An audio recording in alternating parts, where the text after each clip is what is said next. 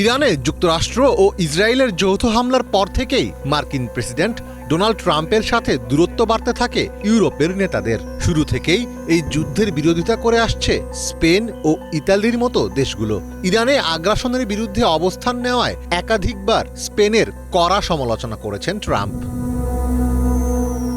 এবার যুক্তরাষ্ট্রকে সাহায্য না করতে চাওয়ায় ট্রাম্পের সমালোচনার মুখে পড়লেন ইতালির প্রধানমন্ত্রী জর্জিয়া মেলোনি। মার্কিন প্রেসিডেন্ট ডোনাল্ড ট্রাম্প বলেছেন, ইতালির প্রধানমন্ত্রী তাকে হতবাক করেছেন, কারণ তিনি যুদ্ধে যুক্তরাষ্ট্রকে সাহায্য করতে চান না। 14 এপ্রিল ইতালির গণমাধ্যমকে দেওয়া এক সাক্ষাৎকারে মার্কিন প্রেসিডেন্ট এই মন্তব্য করেন। ট্রাম্প জানান, তিনি অনেক দিন ধরে মেলোনির সঙ্গে কথা বলেননি, কারণ মেলোনি ন্যাটোর ব্যাপারে যুক্তরাষ্ট্রকে সাহায্য করতে চান না। ইরানের পারমাণবিক অস্ত্র কর্মসূচির প্রসঙ্গ টেনে মার্কিন প্রেসিডেন্ট বলেন, মেলোনি আর আগের মতো নেই এবং ইতালিও আর আগের মতো দেশ থাকবে না। আমি ভেবেছিলাম তিনি সাহসী, কিন্তু আমি ভুল ছিলাম।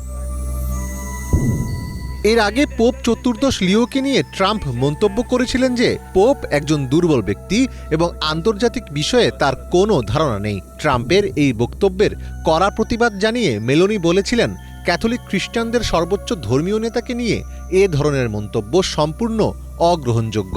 মেলোনির সেই প্রতিবাদের প্রেক্ষিতেই ট্রাম্প এবার তার সাহসিকতা নিয়ে প্রশ্ন তুললেন। এদিকে যুক্তরাষ্ট্রের সাথে দূরত্ব বাড়লেও ঘনিষ্ঠ হচ্ছে ইরান ও ইউরোপের সম্পর্ক। হরমুজ প্রণালীতে জাহাজ চলাচল স্বাভাবিক করতে যুক্তরাষ্ট্রকে বাদ দিয়েই একটি বড় ধরনের যুদ্ধ পরবর্তী পরিকল্পনা তৈরি করছে ইউরোপীয় দেশগুলো।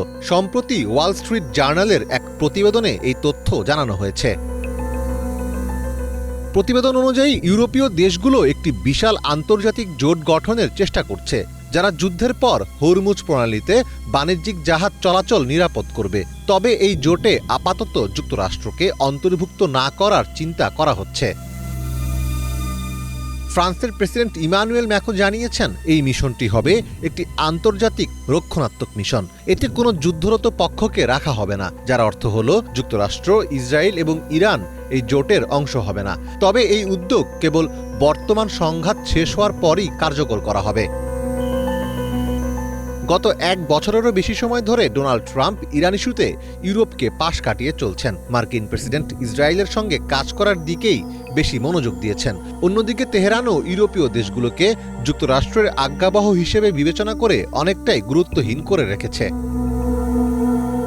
তবে আটলান্টিক মহাসাগরের দুই পারের দেশগুলোর মধ্যে বাড়তে থাকা দূরত্ব এবং ইউরোপীয় অর্থনীতির উপর তীব্র চাপের লক্ষণ দেখে ইরান তাদের অবস্থানে পরিবর্তন এনেছে। তারা এখন ট্রাম্পের ওপর চাপ দেওয়ার সম্ভাব্য হাতিয়ার হিসেবে ইউরোপকে ব্যবহারের বিষয়টি খতিয়ে দেখছে বলে মনে করছেন বিশ্লেষকেরা।